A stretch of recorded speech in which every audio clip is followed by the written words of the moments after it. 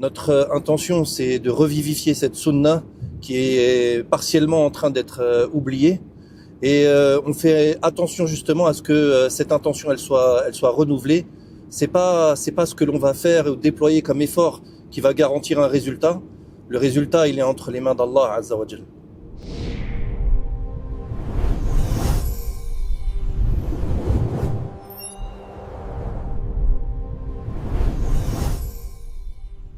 Salam alaykum wa rahmatullah, bismillah, walhamdulillah, wassalatu wassalamu ala rasulillah, wa ba'd. Chers frères et sœurs, alhamdulillah, j'ai l'immense joie d'être avec mon cher frère Abdelmalik et mon frère Sofiane de l'équipe Hilal France. Aujourd'hui, c'est une vidéo qui est assez spéciale, car on va vivre, bi'idhnillah subhanahu wa ta'ala, une immersion de A à Z jusqu'à nous retrouver dans un spot d'observation où est-ce qu'on va voir le Hilal ou pas, Allahu a'lam. Mais quoi qu'il en soit, vous allez voir comment se prépare l'équipe Hilal France. Mes chers frères, je vous laisse sans trop tarder la parole. Mon frère Abdelmalik, je te cède la parole, qu'Allah te préserve. Bismillah ar-Rahman ar-Rahim, alhamdulillahi rabbil alamin, wa salatu wa salam ala ashraf al-anbiya wal mursalin. Amma ba'd.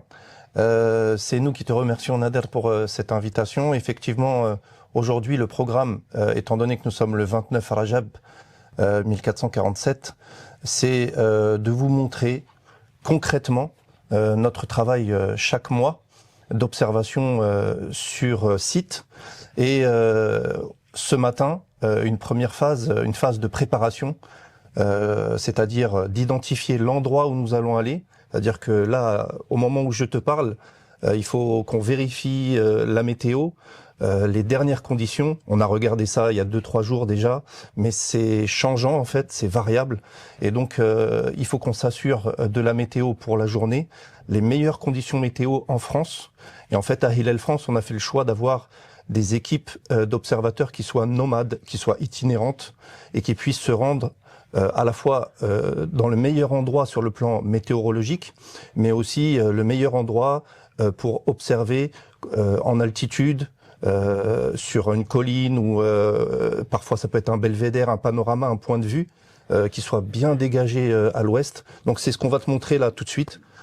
Comment choisir le lieu d'abord et puis ensuite comment choisir le point de vue idéal, optimum pour réaliser cette observation ce soir à l'heure du Maghrib, Inch'Allah. Très bien. Pour te présenter un peu notre immersion, comment on fait pour chercher un spot d'observation et par quelles étapes on va passer pour réussir à trouver un spot optimal pour cette observation. La première des choses, c'est de regarder la couverture nuageuse en utilisant des applications météorologiques. Nous, ce qu'on utilise chez Hilal France, c'est Windy. Donc là, je vais vous montrer un peu comment ça se présente. Je vais taper Windy sur ma barre de recherche. C'est le premier lien, hein, c'est un petit logo rouge. Et ça se présente comme ça, donc avec le vent, les différentes températures, etc. Nous, ce dont on a besoin, c'est la couverture nuageuse. Donc sur la droite, je vais avoir toutes les fonctionnalités de Windy. Je vais sélectionner nuage. Une fois que j'ai sélectionné nuage, j'ai justement toute la couverture nuageuse sur le territoire national. Je vais ensuite aller chercher ma journée d'observation. Moi, c'est le 19 janvier, donc c'est aujourd'hui.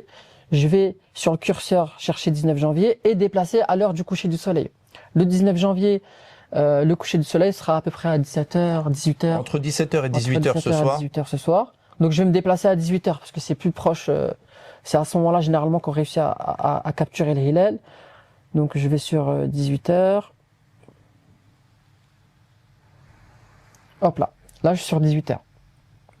Et on peut voir que sur l'est du territoire national, donc aux côtés de Strasbourg, on a une zone qui n'est pas couverte par les nuages. Donc là, dans un premier temps, je pense qu'on va se diriger par là, Abdelmalik. Fais voir. Alors, on recentre un petit peu. Que je vois un petit peu plus. Voilà. Hop. On a Saint-Dizier, Verdun, Langres. Ok, si tu peux regarder, je connais un endroit qui s'appelle Saint-Dié-les-Vosges. Saint-Dié-les-Vosges. C'est au début des Vosges. Saint-Dié-les-Vosges. Ok. Tu tapes coucher de soleil. Coucher de soleil. image. Et ensuite, on va aller chercher une À côté de image. Saint-Dié-les-Vosges, il y a un autre endroit qui s'appelle Eloy. Tiens, il y a des beaux endroits là par là. Regarde, tape Eloy, coucher de soleil. Là, toujours avec coucher du soleil, hein, Oui. pour avoir une image Oui. du spot d'observation. Là, je vois un panorama, la roche des Cuveaux. La roche des Cuveaux.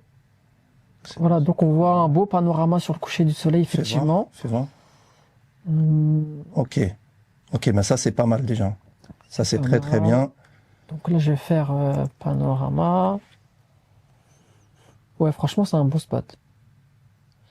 Donc là maintenant, on va aller sur une application qui s'appelle Peakfinder, qui nous permet de voir le relief et de savoir si vraiment dans la direction où sera le coucher de soleil ce soir, parce que le soleil ne se couche pas toujours au même endroit toute l'année. Il faut savoir que le soleil en hiver, il va se coucher plutôt vers le sud-ouest, et en été, il va se coucher vers le nord-ouest. Donc là, étant donné qu'on est le 19 janvier, il faut plus qu'on regarde au niveau du relief si c'est bien dégagé dans la bonne direction vers le sud-ouest. Donc c'est ce qu'on regarde ici à distance. On va s'assurer que l'endroit que l'on choisit est bien dégagé. L'endroit en question, il s'appelle la roche des Cuveaux. La roche des Cuveaux, voilà. Ouais. Moi, je vais sur Peakfinder, je vais taper roche des Cuveaux. Peakfinder, c'est un logiciel? Ouais, en C'est une ligne. application en ligne, ouais. C'est en ligne, il n'y a pas besoin de l'installer, c'est accessible depuis un navigateur. Hein. Peakfinder, hop, c'est le premier lien avec un P écrit en noir sur fond blanc. Très bien. Vas-y. Ok. Donc là, j'ai ma petite barre de recherche, j'ai tapé roche des Cuveaux. Donc là, on voit sur la droite qui me montre l'est. Nous, ce qui nous intéresse, c'est le coucher du soleil, et le soleil se couche à l'ouest principalement. Donc je vais tourner jusqu'au coucher du Alors, soleil. ce qui est bien avec cette application, c'est qu'il peut te montrer une courbe de coucher du soleil, c'est le trait jaune, et une courbe de coucher de lune. Parce que de la même façon que le soleil se couche, il faut savoir que la lune aussi se lève et se couche. Et ça, les gens parfois l'ignorent. Et donc, il va nous indiquer à quelle heure se couche le soleil. En l'occurrence, ce soir, c'est 17h15, 17h14 précisément. Et la lune, elle, se couche à 17h52. Ce qui est très bien pour nous, parce que ça veut dire que la lune se couche après le soleil. Parfois, la lune se couche avant le soleil. Si la lune s'est couchée avant le soleil, tu ne peux pas voir le hilal. Parce qu'il y a trop de lumière dans le ciel, à l'horizon. Ça masque la lune qui est trop proche du soleil à ce moment-là pour pouvoir être visible. Et donc là, les conditions sont réunies, si tu veux, en théorie. Hein, on parle toujours de prévision de visibilité. Hein. C'est comme une prévision météorologique. Ça peut se réaliser ou ne pas se réaliser. Mais là, pour ce soir, on a déjà un premier critère qui est le soleil se couche à 17h14, la lune se couche après, donc à 17h52, et longtemps après. Ça aussi, c'est important pour nous. Il faut qu'il y ait un minima entre 20-30 minutes même entre les deux couchers, le coucher de soleil et le coucher de lune. Et là, on a largement, hein, Sofiane, tu me confirmes, on a combien d'intervalles entre les deux? On a après 35-40 minutes. 40 minutes, on est bien. On est bien. On remarque que la lune se couche juste à côté, c'est-à-dire légèrement vers la gauche. On peut affiner avec Stellarium peut-être, on peut regarder. Hein, on regarde sur Stellarium. Alors Stellarium, c'est une application qui là doit être téléchargée sur un PC et qui se trouve très facilement, qui est utilisée par beaucoup d'amateurs en astronomie, etc. Ça se trouve assez facilement. Je vais montrer sur mon écran à quoi ça va nous servir. Stellarium, voilà, ça se présente comme ça. Toujours pareil, il faut qu'on soit orienté vers l'ouest. Ici, je vais juste ajuster au niveau de la date et de l'heure. Donc on est bien le 19 janvier 2026. On est bien dans la région des Vosges. Et je vais faire avancer ici l'heure jusqu'à ce soir. Tu m'as dit quelle heure, Sofiane, déjà 17h30, c'est le meilleur temps d'observation. 17h30. 17h30, 17h35. Ok. L'avantage. Et la lune se couche, hein? Elle se couche à 17h52. Ok. Ok. Ça va nous servir, Akhi Nader, pour identifier exactement où se trouve la Lune au moment du coucher du Soleil. Ça va nous servir de point de repère, le coucher de Soleil. Parce que le coucher de Soleil, on peut le voir aisément, et on peut voir la direction dans laquelle se couche le Soleil. Et là, on va pouvoir déterminer de façon prévisionnelle dans quelle direction se tourner par rapport au coucher de Soleil. Est-ce qu'on regarde à droite du coucher de Soleil, à gauche, en haut, vraiment très en haut dans le ciel, ou très proche de l'horizon? Donc là, sur Stellarium, je vois que, alors on va l'activer ici, je fais défiler, et vous allez voir une simulation du coucher de Soleil pour ce soir. Donc là, le temps défile, hein. 16h20, 16h22. Donc là, voilà, on voit que le Soleil est en train de se coucher. La Lune est ici. Légèrement en haut à gauche, très légèrement, hein, en haut à gauche du coucher de Soleil. Voilà. Donc on a une direction à suivre pour ce soir. On a une direction qui nous indique ici environ 240 degrés. 240 degrés, c'est une direction qu'on peut trouver en utilisant une boussole. On va pouvoir donc définir dans quelle direction précisément, de la même façon que quand on cherche la Qibla en France, on va utiliser alors nos applications, hein, on a tous nos applications, mais plus précis qu'une application sur son smartphone, on peut utiliser une boussole pour s'orienter correctement. Donc là, on va vérifier une dernière fois les données avec une application qu'on va te montrer qui a été développée en interne par Hillel France, qui nous permet d'avoir des données détaillées. Alors là, c'est un petit peu technique, mais c'est pour les observateurs qui sont un peu plus chevronnés, qu'ils sachent qu'on a toutes les données astronomiques qui apparaissent sur une application qui a été développée en interne. C'est une application qui a été faite par Hillel France. Une application qui a été faite par Hillel France, elle s'appelle Horizon, elle est accessible sur Internet. Donc on a juste à taper sur la barre de recherche Horizon, Horizon, Hillel France, et on va tomber dessus, Inch'Allah. Le lien il sera partagé d'ailleurs sur les réseaux sociaux. Donc cette application, elle va permettre de prédire. Ça reste des calculs, hein, ça reste de la prédiction, c'est pas forcément ce qui va se passer dans le réel. Mais en tout cas, on arrive à prédire si la Lune elle est visible ou pas pour un lieu d'observation, et si elle est visible, comment. Est-ce que c'est à l'œil nu? Est-ce que c'est avec une aide optique? Ou tout simplement, c'est pas possible de l'observer. Alors, à savoir que quand on dit qu'on peut calculer la visibilité, Nader, il faut savoir tout de même que c'est une visibilité théorique. C'est-à-dire qu'il peut y avoir des facteurs au dernier moment, comme par exemple la pollution lumineuse ou par exemple la pollution atmosphérique, qui est imprévisible et qui dépend du lieu d'observation. Et que donc quand on nous dit par le calcul qu'on peut prévoir l'observation, nous on s'est rendu compte sur le terrain que c'était pas exactement comme ça, parce que notre outil nous disait oui, vous avez de bonnes chances de pouvoir le voir, certes, mais c'est pas quelque chose qui tombe, qui est systématiquement, qui s'avère à 100% fiable.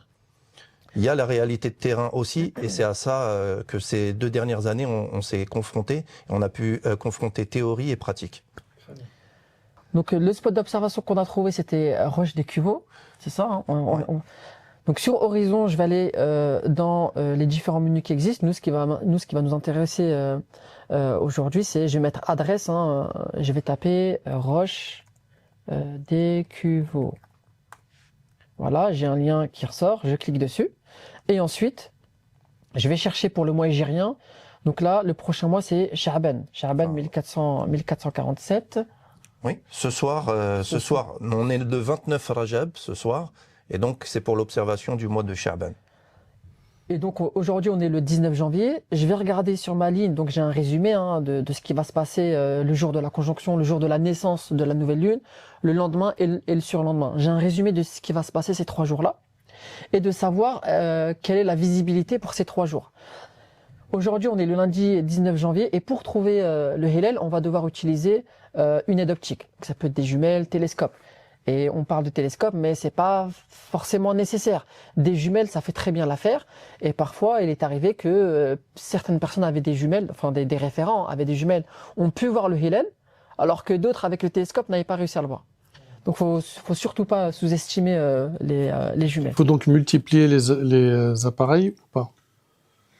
Pour maximiser les chances de l'observer, déjà, oui, on peut effectivement se doter de jumelles et de télescopes. C'est ce qu'on va te présenter maintenant. On va te montrer le matériel qui va être pris. Effectivement, ce soir, on a de meilleures chances de le voir avec une aide optique à l'œil nu. C'est très improbable qu'il soit visible à l'œil nu ce soir.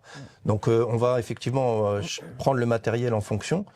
Mais comme l'a dit Sofiane, on peut très bien se contenter de jumelles et ne pas être doté de télescope et le voir. Il n'y a pas de souci avec ça. Ce qui est important, c'est de maîtriser son matériel. Parce que acheter un télescope onéreux et ensuite se retrouver avec quelque chose qu'il est difficile d'utiliser parce que ça demande à être paramétré. Nous, on a mis un certain nombre de semaines, voire de mois, à pouvoir maîtriser correctement nos outils. Donc, il faut savoir que c'est un processus assez long pour pouvoir le maîtriser. Donc, si tu veux bien, on te présente. C'est très très bien. Ouais. Ok. En termes de matériel, ce qu'on va privilégier donc pour ce soir, c'est des jumelles. Alors, comme tu le vois, c'est pas des petites jumelles comme on se les imagine. Hein, c'est des jumelles astronomiques. C'est un modèle Célestron 2080 qui a de bonnes performances lorsqu'il s'agit d'observer un ciel dans le début de la nuit, c'est-à-dire au moment du crépuscule notamment. Ça a de bonnes performances en termes de visibilité. Il nous faut, parce que tu vois, elles sont à un certain poids, tu l'as pris dans tes mains, tu as vu que ça avait un certain poids. Pour pouvoir supporter ces jumelles dans tes mains, il faut un trépied. Donc un trépied qui va se déplier et on va pouvoir poser les jumelles dessus pour être confortable et stable. Excuse-moi, point important aussi, c'est que le trépied, il va permettre à la deuxième personne qui accompagne l'observateur, de pouvoir observer le hilal. Parce que des fois, on observe le hilal, on dit à la personne, voilà, je l'ai vu, et ensuite il va le donner à la deuxième personne, d'accord, il va le donner à son collègue. Et on a perdu tous les réglages, où est-ce qu'il regarde, etc. Il y a des réglages à faire sur cet appareil?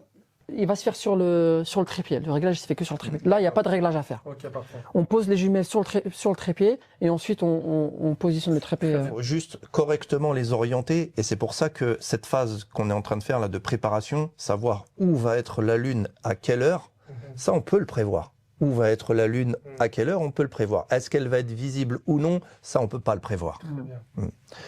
Donc en plus des jumelles, il nous faut une boussole pour correctement orienter. Avec notre application Hilal France Horizon, eh ben justement on l'a appelé Horizon parce que dans quelle direction de l'horizon doit-on s'orienter? Donc une boussole. Parfait. Alors ensuite, dans mon petit pactage, je prends toujours de quoi bien me couvrir. Là, on va dans l'est de la France. Je peux te dire que il fait proche de 0 et on va rester statique pendant un petit moment. Donc bonnet, gants et le cache-cou. Je prends des lunettes de soleil, c'est pour préserver les yeux. C'est indispensable lorsque on s'oriente vers le coucher de soleil et qu'on regarde comme ça pendant près d'une heure. Le soleil, quand bien même c'est la fin de journée, on peut avoir ensuite les yeux qui sont un peu abîmés et son acuité visuelle qui diminue et du coup ça peut nous handicaper ensuite pour la vision du hilal. C'est déjà arrivé que un frère par exemple n'ayant pas protégé ses yeux dans l'après-midi soit incapable de voir le hilal alors que tous les autres le voyaient. Donc des lunettes de soleil. Pour le retour à la voiture, et ça t'y as peut-être pas pensé Nader, pour le retour à la voiture il faut une petite lampe frontale.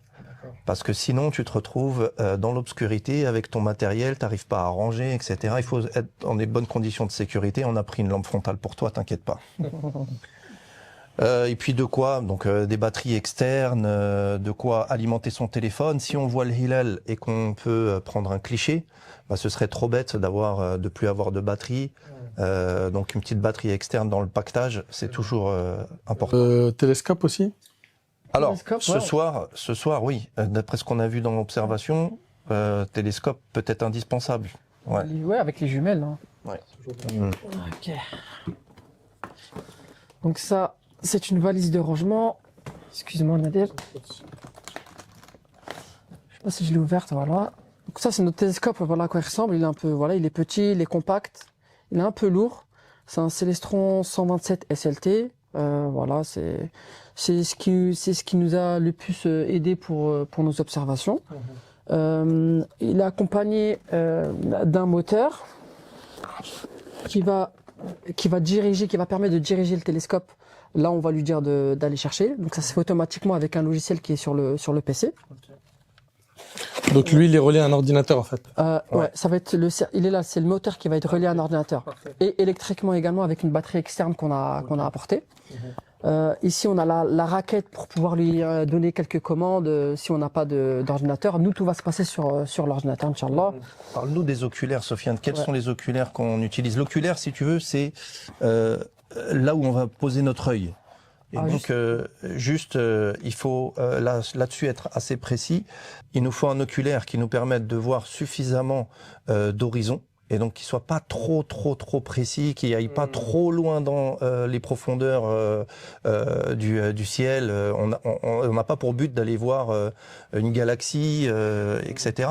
Donc là, il nous faut quelque chose qui soit adapté. Or, nos premières observations, on n'avait pas justement l'oculaire.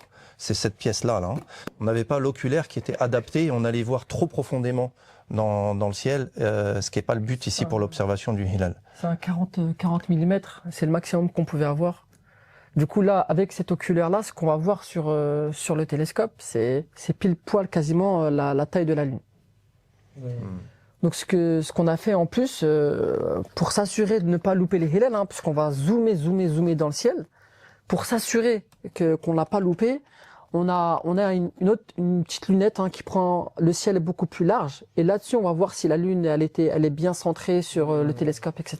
Peut-être qu'on pourra montrer tout ça. On pourra montrer ça plus tard. Ouais. Là-dessus on a une caméra. Cette caméra elle va pas nous permettre de valider une observation.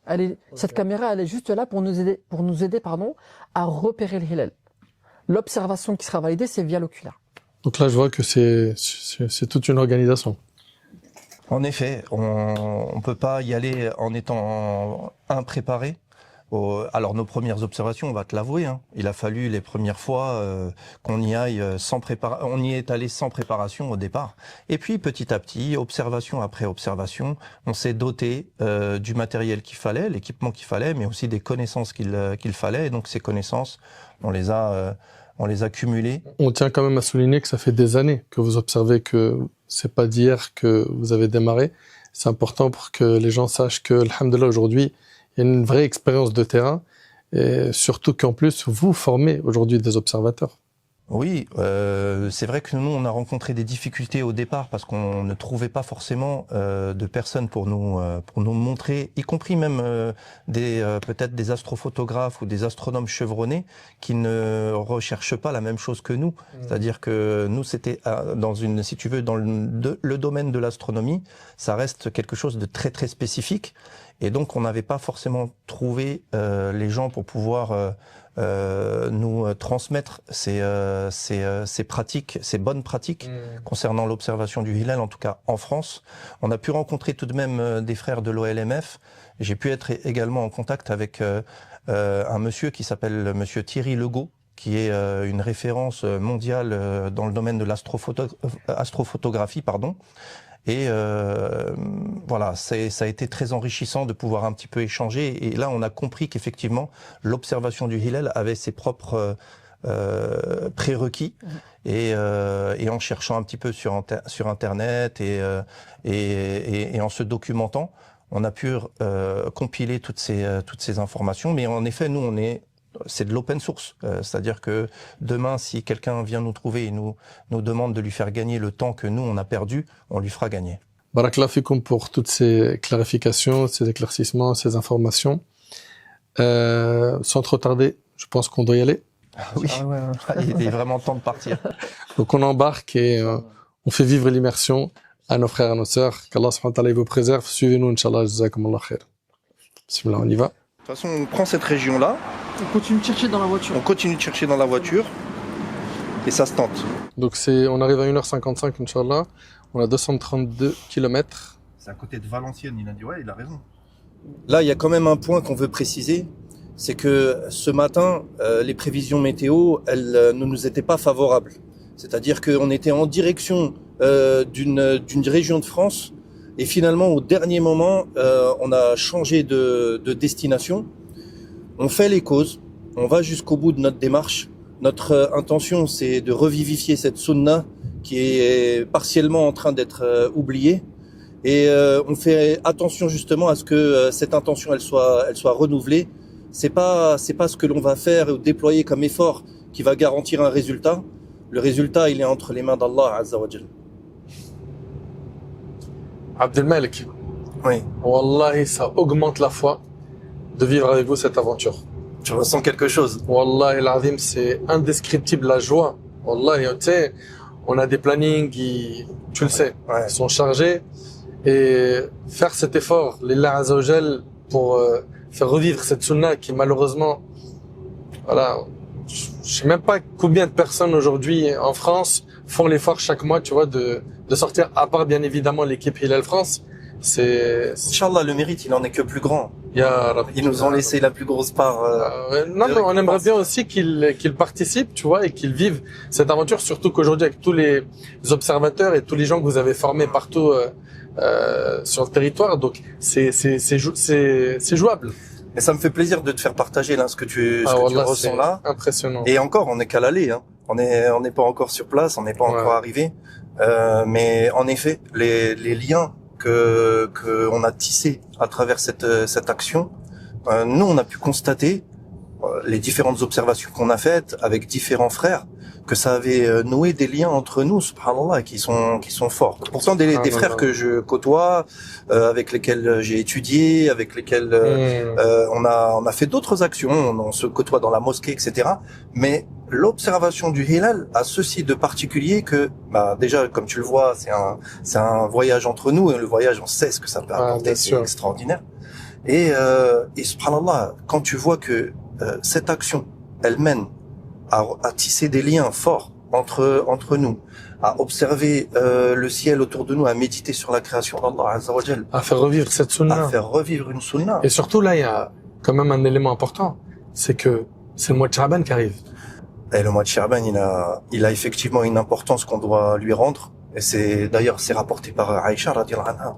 Elle disait كان النبي صلى الله عليه وسلم يتحفظ من هلال شعبان ما لا يتحفظ من غيره.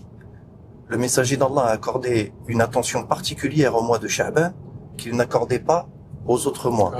S'il y apportait une attention ou une vigilance particulière, comment on doit être nous? Subhanallah. Il faut qu'on s'en inspire. Il faut qu'on remette ça au centre. Et ça me rappelle aussi le hadith de Oussama ibn Zayd, où le prophète il jeûnait beaucoup pendant ce mois, et il faisait beaucoup d'efforts, parce que c'est un mois entre Rajab et Ramadan où les gens sont insouciants. Franchement, y aller pour Sha'ban, ça me fait quelque chose. Et bien évidemment, Inch'Allah, ya Rab, si Allah m'écrit d'être vivant pour Ramadan, je suis obligé d'être parmi vous. En tout cas, qu'Allah vous récompense vraiment pour cet effort. Et j'invite vraiment la Ummah à rejoindre l'équipe Hilal France et à vivre ce moment fort. Moi, je suis même pas encore arrivé là-bas. Ma foi, elle est chargée à bloc. Vraiment, c'est indescriptible ce que je ressens comme joie. Alhamdulillah. Alhamdulillah. Qu'Allah vous préserve et qu'il vous récompense. Alhamdulillah, on est enfin sur le spot d'observation. Abdelmalek. Subhanallah, si les gens ils savaient toute la route, changement de destination. Pourquoi? Alors, ce matin, on avait dans un premier temps pensé à partir sur les Vosges. Dans un premier temps, la météo nous indiquait qu'il y avait une bonne fenêtre météo sur les Vosges. Puis finalement, on a changé d'avis. On est parti sur Charleville-Mézières. Parce qu'il y avait une fenêtre. Parce que ça se bouchait au niveau nuageux du côté des Vosges et ça s'ouvrait du côté de Charleville-Mézières. Alhamdulillah, on a pris notre décision. On s'est rendu jusqu'à Charleville-Mézières. Ensuite, on a encore dû changer de destination. Là, on se trouve à Verdun. À Verdun, il nous était annoncé une bonne fenêtre météo. Quand tu dis il nous était annoncé, où? Il nous était annoncé par la météo, par les applications. On a une application qui nous En fait, il faut préciser que toute la route vous étiez sur vos applications pour vérifier l'endroit le plus approprié. toute la route, on était sur notre smartphone aujourd'hui pour vérifier la météo. C'est assez rare. C'est assez rare qu'on se retrouve avec aussi peu de bonne météo en France. Et là, je dois dire que, il s'avère que c'est, comme tu le vois, tu peux le constater, hein, c'est très nuageux là où on se trouve. Ça va être très difficile d'observer le hilal, mais rien n'est perdu. Il y a une autre équipe qu'on a envoyée sur un autre département. Et il y a des chances pour qu'ils puissent encore être vus. Surtout que de leur côté à eux, c'est plus dégagé. C'est un petit peu plus dégagé en effet. Et ils sont équipés, ils sont formés. C'est un binôme d'observation dans lequel on peut avoir. En fait, l'avantage, c'est comme il y a plusieurs équipes qui sortent, s'il y a une équipe qui justement a l'incapacité de par les nuages à avoir une belle observation, ben le fait d'en avoir plusieurs qui partent en même temps, quand il y a une fenêtre qui s'ouvre, alhamdoulilah, ben... Exactement. Et parfois, ça peut se faire au dernier moment, comme aujourd'hui. C'est-à-dire que dans la dernière heure avant le Maghrib, on peut se retrouver à devoir mobiliser une équipe, soit sur Strasbourg, soit sur Brest, soit sur La Rochelle, soit sur Lille, soit sur Marseille. D'ailleurs, j'en appelle aux musulmans de France pour qu'ils se mobilisent autour de cette question et qu'ils prennent attache avec nous et qu'on puisse avoir justement des binômes d'observation, des observateurs qui soient formés et qu'on puisse solliciter au besoin, comme aujourd'hui, lorsque au dernier moment, on a besoin de mobiliser une personne sur un lieu déterminé. En tout cas, ça reste un khair. Absolument. Ça reste un khair. On espère qu'Allah subhanahu wa ta'ala nous aura récompensé pour la journée qu'on a passée à chercher à faire l'effort pour faire revivre cette sunna. Et puis, on a un enseignement dans notre religion, dans le cas où c'est nuageux. Absolument, on a de toute façon une mise en pratique du hadith à prendre aujourd'hui, et cet enseignement il est dans de nombreuses riwayat, dans de nombreuses versions de ce hadith. Fa in rummiya alaykum, fa in rubbiya alaykum, fa in urmiya alaykum, fa akmilu al-iddata 30. Ce qui signifie si le ciel est obscurci, si le hilal est masqué par les nuages, eh bien complétez le mois avec 30 jours. Si jamais l'autre équipe d'observateurs ne devait pas voir le hilal ce soir, puisque nous sommes le 29 Rajab, demain nous serions le 30 Rajab, et donc après-demain, le 1er Sha'ban. Ça, c'est dans le cas où il n'y a pas possibilité de voir le hilal. Voilà, si les autres observateurs sont dans les mêmes conditions que nous, c'est-à-dire avec un ciel entièrement couvert, en effet, le 1er Sha'ban, le 1er du mois suivant, est le surlendemain de l'observation.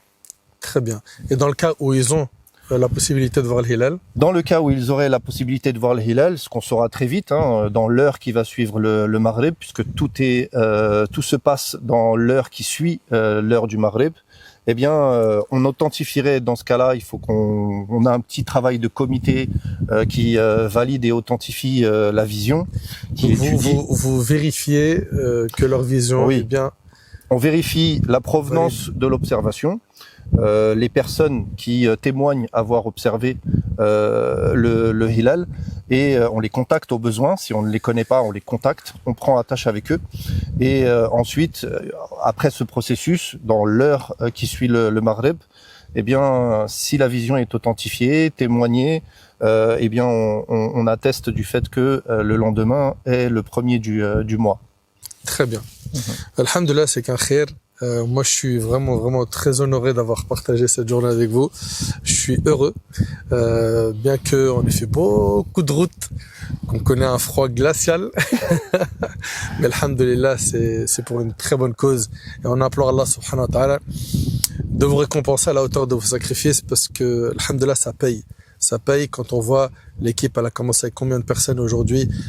Par la grâce d'Allah, c'est plus d'1 millier de personnes qui sont mobilisées autour de la question du hilal et qui sont des acteurs. Et subhanallah, où vous passez, ce qui est magnifique, c'est que vous arrivez à réveiller des nouvelles compétences et de responsabiliser des personnes en les formant, etc. Enfin, on implore Allah subhanahu wa ta'ala de bénir ce travail. Et je pense que c'est un début d'un grand khair qui touchera la Ummah à l'échelle nationale, et on espère que ça pourra unir et faire fédérer un maximum autour de cette magnifique sunna de notre bien-aimé alayhi salatu wassalam. Continuez à suivre l'équipe Hilal France à travers leur réseau, à travers Instagram, à travers leur site internet, à travers leur canal sur Telegram.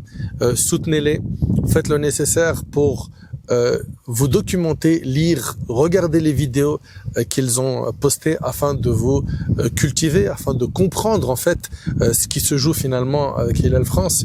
Il s'agit de laisser cet héritage derrière nous et que cette sunna ne disparaisse pas, car malheureusement ce qui a poussé Hilal France à prendre cette initiative et de bosser comme ils le font aujourd'hui, c'était de commencer à voir sa disparition.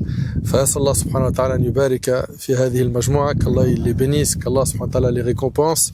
Et il y a encore d'autres vidéos avec Hilal France où vous allez découvrir bi'idhnillah tabarak wa ta'ala pas mal de choses. Continuez à les soutenir. Hafidhakumullah. Et mon frère Abdelmalek, on continue à attendre, Inch'Allah, en espérant des bonnes nouvelles de nos frères. Et puis, dans tous les cas, ça sera du khair.